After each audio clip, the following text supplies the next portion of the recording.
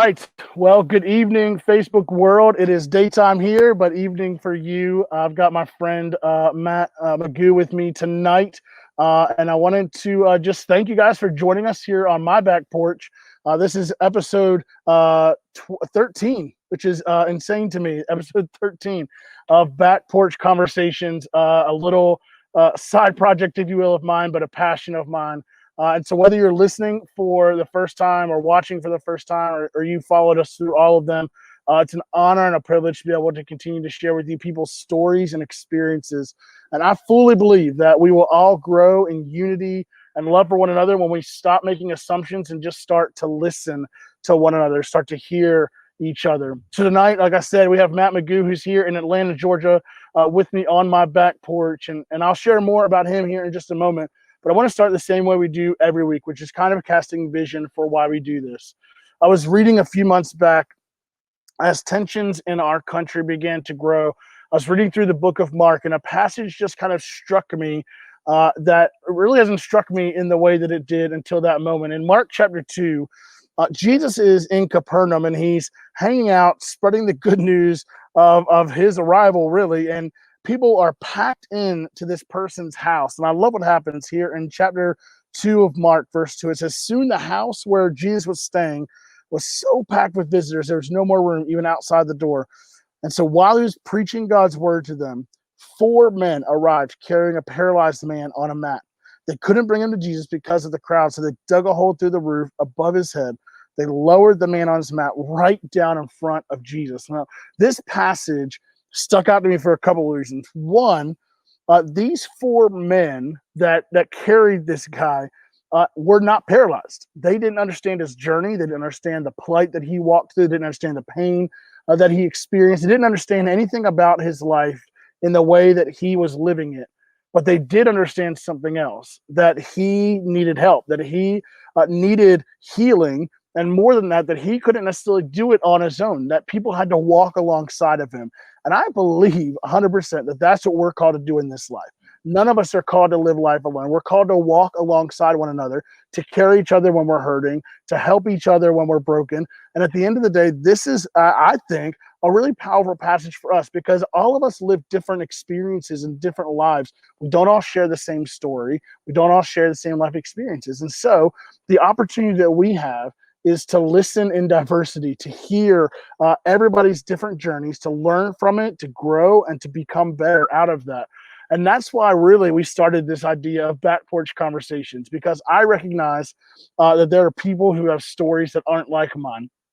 Stories that are powerful, stories that mean that have a deep meaning, and hopefully will help us grow as individuals, as people, to become alongside one another and truly find unity in all of this. Because at the end of the day, as I wear this shirt every week, I 100% believe that equality is greater than division all day. And so with that in mind, why do I bring people to my back porch? Well, it's simple, because you don't invite just anybody to your back porch. They had to come through your mess. They had to come through your junk. They had to come through the nastiness of your house. Sometimes they have to see the way you parent or the way that you talk to people. They get to see it all. They get to see every piece. It's all uncovered when they come to your back porch. And so I believe it's where the most intimate conversations are able to happen. Oftentimes on that back porch is where those conversations really get to that depth that is not surface level anymore. You really get to dig in. And I 100% believe that the conversations that we have on my back porch are conversations worth having. They're conversations worth digging into. And so before we dig in, before we kind of really get to know Matt a little bit more tonight, first, I want to just encourage all of you, if you're watching or listening, to share, to like, to subscribe, to do all those things to help us continue to get our voice out, because we believe that our conversations are important and that people can learn and grow through them. And so I'd encourage you and love for you to share that with people as you go, and to continue to be a part of the conversation, even after tonight's conversation. So with all of that in mind, I want to dig right in. So Matt, thank you so much for being here. I want to introduce Matt. But Matt, tell us a little bit about you, where you're from, and what you're doing with your life these days. Yeah, so great to be with you, and appreciate the invitation. And Yeah. I love your back porch, man. This is great. It's a beautiful view, if nothing else. It is.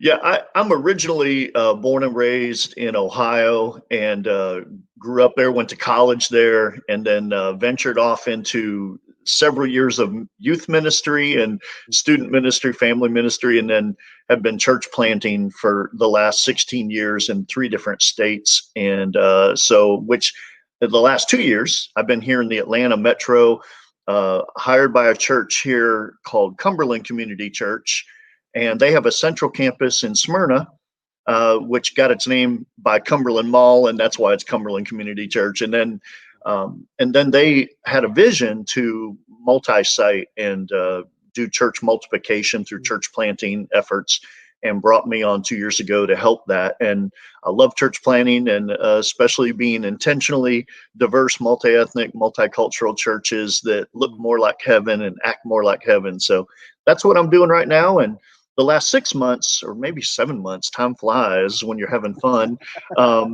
I've been assigned the role of interim lead pastor at the church, as we're now searching for our next new lead pastor. Love it. Well, I appreciate all the work you've done, and we're going to dig into more of what you're able to accomplish and the things that you've been able to do in that role over these last few years. But before we dig into all of that, let's dig into kind of where it all began for you. When did you really kind of come to this realization or recognition that racism was real? I mean, how did that make you feel? What did that do to you in that moment? Yeah, born in a small town in Northwest Ohio. We would visit my grandparents quite a bit, and my grandfather was just kind of a mean guy, and I didn't realize what drove his anger and just mean. And I found out later that he was actually a prisoner of war in World War II, and had a lot of emotional scars, I think, from that drove him to be very negative and mean spirited and racist. And I remember listening to him complain and talk about people of color in such derogatory ways, dehumanizing ways. And I was just a little kid, and I didn't understand it. I just attributed that he's just a mean guy. He didn't like anybody. But there were certain people he really hated, and that came out on a pretty consistent way. And it disappointed me as a kid. I'm just like, man, he is just, terrible the way he talks about people and thinks about other people that don't look like him or think like him or even vote like him. And so that bothered me deeply as a kid. How did that like really play out in your life? And did that change the way that you treated people? Did it change the way you presented yourself, how you acted, the way you talked? I mean, that's a big influence in your life. So how did that kind of change the way, or did it change the way that you then in turn treated other people? Yeah, I always had a deep love for everybody, no matter Mm, who you were, where you came from, and I was the kid that got along with everybody in my neighborhood. And no matter where you came from or what you did, even how you treated me, I always had God wired me to love people. mm, Um, I guess equally, and not to see in discrimination with the eyes of discrimination or mm, prejudice. And so, I saw that play out even as a grade school kid. Like, I remember back in third grade, there was in our small town, we were heavily agriculture, and mhm. there were migrant workers that would come across the border from Mexico and come all the way up to Ohio Wow. just to work the fields during Yeah. seasonal times of the year.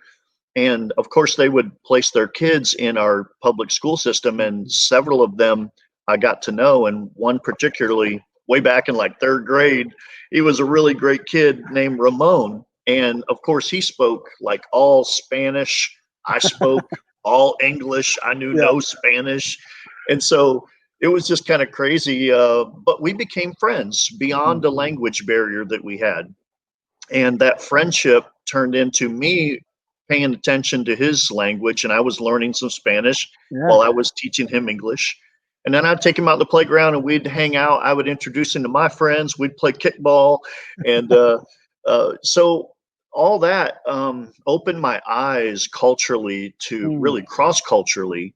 to someone that was very different than me and all of my friends. And God just gave me an affinity for learning other cultures and being interested in people no matter who they were. Yeah, that's so cool. Like, just to be able to have some of the, I was homeschooled, so my best friend was my brother. And so I didn't get to have those cool interactions. So I like to live vicariously through other people. I like to think that I would maybe be the same way. But that's good. So one thing I know for you that you share with me was when you were growing up and you had kind of, these experiences where you recognized that who you were kind of gave you some position and privilege that maybe other people didn't have. And I'm interested if you maybe speak into that a little bit. Like, how did you use that position, that privilege that you had to help further on other people? And maybe that can give us some tangible ways for people listening or watching today that they can do the same thing. Yeah, with that third grade experience with Ramon, first of all, that was an eye-opening thing for me. The teacher in our class said, "Hey, at the end of class today, when you all leave, when you'll come back tomorrow, I'm going to change all your seating assignments because you all have been so loud and Yeah. talkative, like third graders are." Right. And my first thought was, "Oh no, no." I mean, I'm sitting next to Ramon and I'm kind of his seat buddy where, I'm helping him with his work and all that. We're friends. And my first thought was, she can't change the seating assignment for me. I mean, that's not going to be helpful. Right. Or so after class, I went up and I barely remember some of this, but I remember going up and just saying, "Hey, is it possible as you change the seating assignment, you can still put Ramon next to me? Because I've been kind of helping him navigate his homework and worksheets Mm. and all that." And she agreed. She said, "Yeah, Wow. I'll do that. Not a problem." And so it was years later that in a discussion like this, that God reminded me of that moment and reminded me of how even as a kid, he was teaching me or using me to use my privilege, my position, my power, my influence Mm. to help someone that could benefit from that. And I think that's so important because I think, at least I know for a lot of our listeners, we don't have a lot of third graders listening. At least not Right. that I know of. Maybe outside of my son, he's in fourth grade.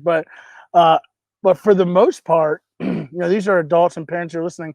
But these are principles and morals, right, that we can be instilling in our children to say, hey, if you see an opportunity to stand up for somebody, like take that opportunity. Obviously be safe, be smart, do all those things, but we do have this incredible opportunity to use the influence that we've been given to help further along other people, to help them kind of keep moving forward. And I just imagine, like, I just think back, like, what would have happened to Ramon. Now we can speculate all day long, I suppose, but Yeah. God and His providence didn't allow that to happen. He used you for a reason. But what would happen to more of those Ramones along the way who maybe are getting left behind because of people not wanting to stand up? And so I think that's an important principle for us to walk away from. We do have the chance, we do have the opportunity, no matter of our age, for us to be able to do that. I know that most of your experience in your adult life has been in church, mine as well. And I just wonder if maybe, I know we talked a little bit about some positive and negative things that we've seen within the church. We don't ever want to only speak into the negative things, of course. I know that you're doing both works. So let's start with the negative side, if you will, and we'll move ourselves to the positive. I just wonder, like, if are there some ways that we can continue to grow and see the church continue to grow? I know we both had some experiences along the way where we've seen the church and just kind of gone, come on, man. I know we're supposed to be better than that. So maybe you can share some experiences along the way that you've seen that this is a real thing that's happening even today, really week in and week out in the church. Yeah, of course. And I'll spend very little time on the negative Of because course. unfortunately, that's predominantly what happens is Yeah. negative experiences, even in the church. But yeah, years ago in student ministry, we were a thriving, growing youth ministry trying to reach our city and noticing the diversity of our city and trying to Mm. be intentional as we could be.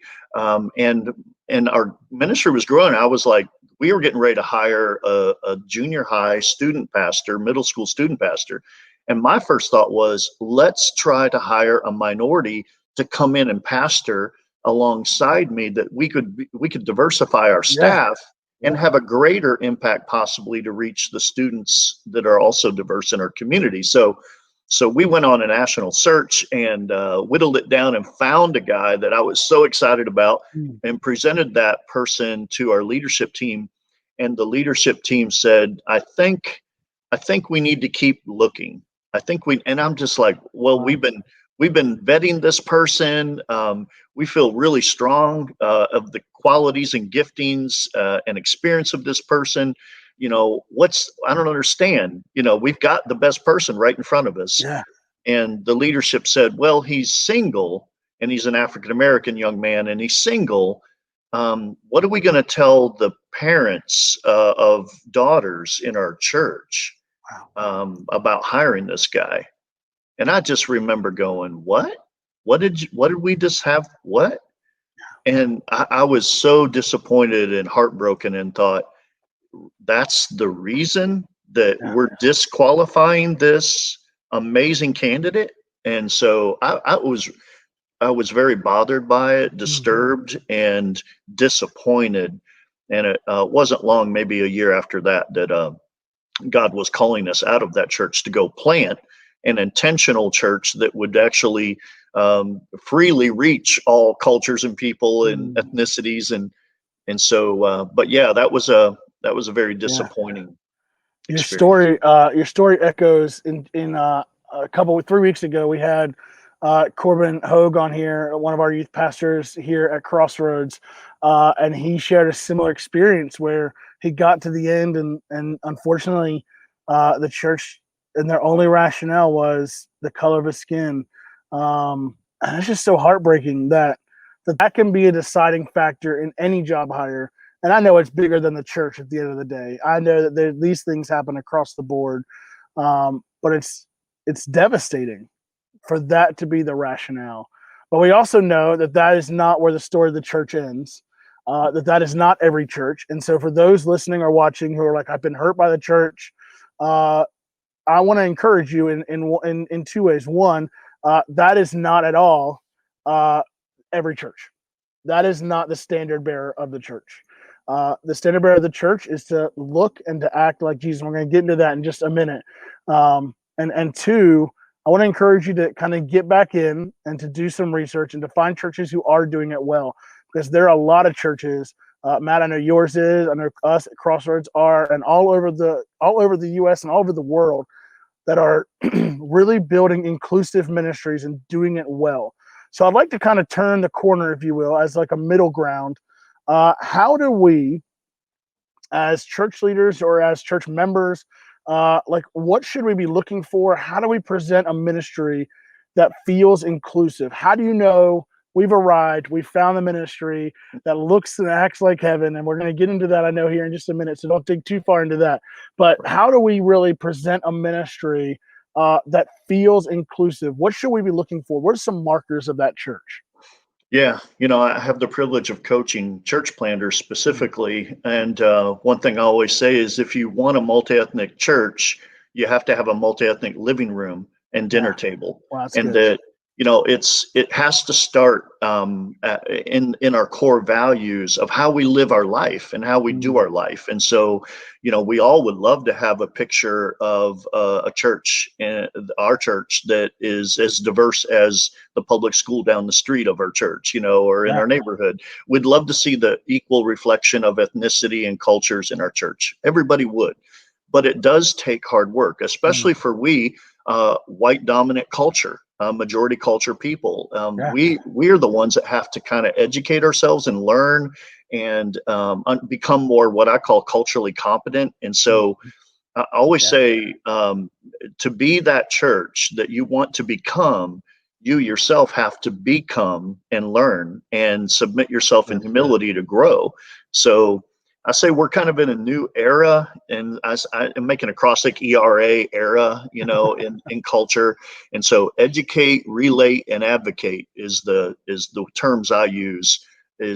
Before we even venture into what can we do to be the most inclusive church, we got to educate ourselves, read, grow, become culturally competent, relate, have a multi-ethnic, diverse dinner table and living Mhm. room, and do life with other people. Diversify all your intake of what you're reading, what you're understanding and listening to, and then advocate. Begin to really be an advocate for others that don't always look like you, think like you, or vote like you. Yeah, I love that. I love that idea because it's really the heartbeat of what we're trying to do. Like, just sit with people, learn from people. Like, that opportunity is so simple. There are people all around you, and if your circle is small, then expand your circle, because there's always people who are willing to sit and have coffee. I will always eat a free meal, and I know that there are other people who will always eat a free meal. So it's a great opportunity to do that. So one of your excuse me, one of your taglines that I just loved when we talked the first time was really that churches should look more like heaven and act more like heaven. So let's dig into that here as kind of our last kind of conversation topic for the night. What does that mean practically speaking? What should churches do to look more like heaven, and what should they do to act more like heaven? Yeah, yeah. I found that quote within myself as I was reading and rereading the Lord's Prayer. Mm, Where Jesus starts out, "Thy kingdom come, Thy will be done on earth as it yeah, is in heaven." And absolutely. so it's like, okay, then if heaven is diverse, why on earth is the church not? Hmm. And Yeah. so if the end game is the church coming is super diverse in eternity, then we should Hmm. be practicing that on earth while we're still here on this side of heaven. And so I just start saying, we want to see churches that look more like heaven, Mm, diverse, intentionally diverse. And then churches that act more like heaven. That's the bring heaven to earth, which is mhm. the justice piece. And so, yeah, I think there's things that we can be doing. One is like I'm even wearing my one race hat and one race T-shirt, Yeah. um, and one race is a justice movement, a reconciliation movement that started here in Atlanta a couple years ago. So I encourage leaders and church members, followers of Jesus, to get on their website to learn and listen and jump on a lot of resources they're providing for the church overall, and Yeah. not just in Georgia, but nationally. They're really getting a bigger platform, which is exciting. Yeah. But those are things again that we can be doing to say what practically can we be doing. And I think another way is to get involved in your public school system. Yeah. So I have the honor to be a character coach for the football team at Chapel Hill High School. And I love that. I'll be at practice tomorrow morning and really enjoy that. But those are ways to look for ways to help in the public school system where you can mentor others, encourage students and teachers and coaches, but trying to get a real understanding of what's going on in the community among people that don't always look like we, Yeah. majority culture. And so, getting involved in the community, trying to get a real assessment of some of the ethnic tension that might be going on or even potential discrimination. I mean, there's ways that we, even as followers of Christ, need to be salt and light into our community. I think the one thing that really God instilled in me years ago when we planted our first church in Charlotte, North Carolina, was diversity has to be honored from the top up, Mm, and that we just can't say, let's get everybody in church in a room together that look different and pat ourselves on the back and go, oh, look, we're a church that looks like heaven. That's yeah. awesome. But then we look on the stage or look on the leadership team and see people that just look like us, Mm, majority culture. So it's like we got to break those barriers of inclusion from top layers of leadership and have a table where all people are welcome, invited, and listened to, and empowered. And so I think that's hugely important. yeah. That's so good. I think this is a great opportunity for a great moment in the history of our nation, of our churches, to shift spectrums, to really change the way that we're navigating a lot of these things. Whether that's taking opportunity to hurt like other people hurt, take an opportunity to celebrate when other people celebrate. Like, we can really create a culture. I think we've got the movement, the energy right now, uh, that I think we can see a true and genuine shift in how church is done. And that's something that excites me. It's something that for me, as a younger pastor in the South now, I was in the South in South Carolina for 15 years. And now back here, for 12 years, and now back here in Georgia. The South can be a little bit difficult to minister in. And I know we didn't plan this question, but this one just kind of I feel like is maybe a good closing question. What are some ways, just individually speaking, what are some ways that we can take some steps forward in growing who we are as people? So whether that's resources we can give, whether that's opportunities. I know what you mentioned, one race. I want to make sure that we can give everybody that's listening or watching some tangible next steps to say, hey, if this is a passion of yours, or you're leading your friends through this, or you're talking to people about this, here are some really tangible next steps to grow and to find some ways to move forward, so that, like, if you read the book Be the Bridge by Latasha Morrison, end goal of her book is that this oppression might never happen again. So that only happens, right, if you read through the whole book, through learning, through acknowledging, through repentance, like all those things. So maybe just throw some things at us, Matt, that you've seen, that you've done, that you've experienced, that can help us all grow as individuals, to become more well-rounded, to become more culturally competent, as you would say. What are some ways to do that? Yeah, great question. And that is the question of the year 2020. You know what?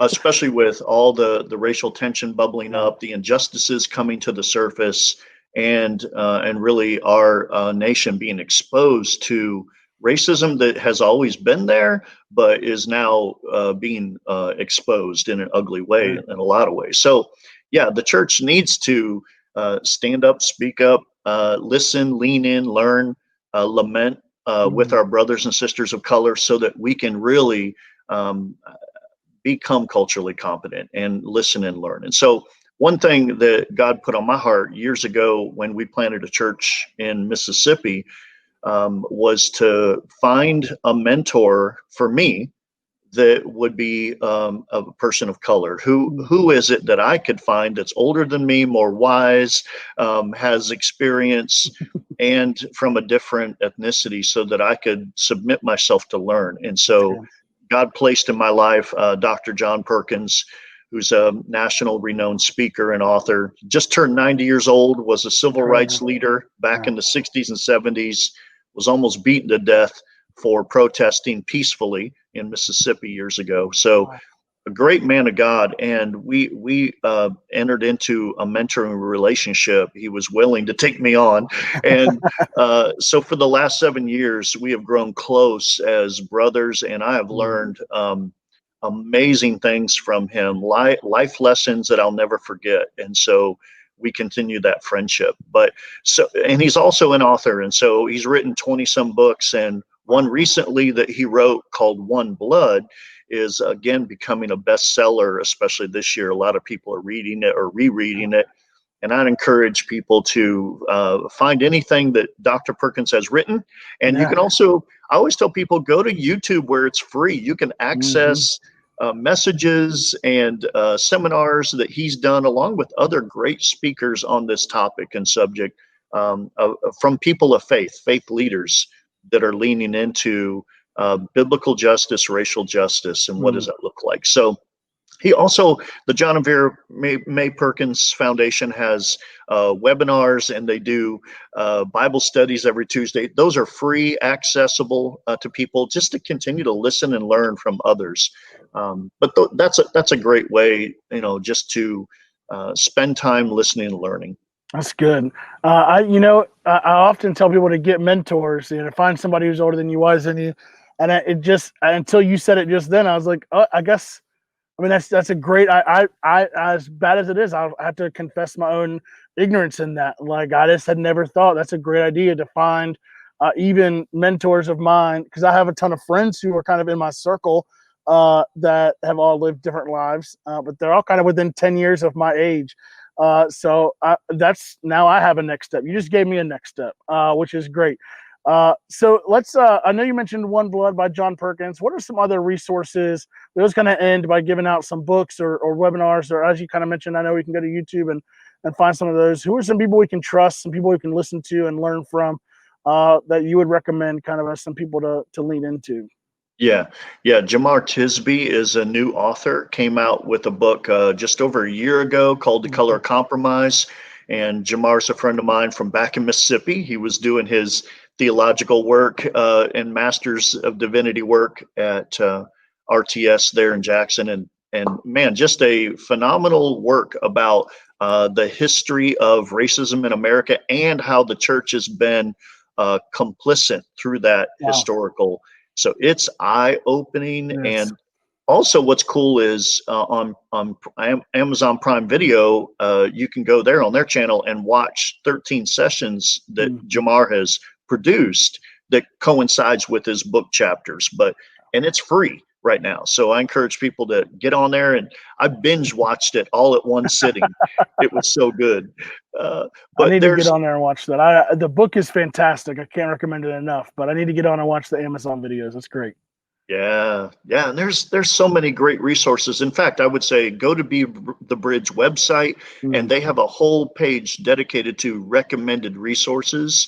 And whatever Latasha Morrison recommends, I recommend.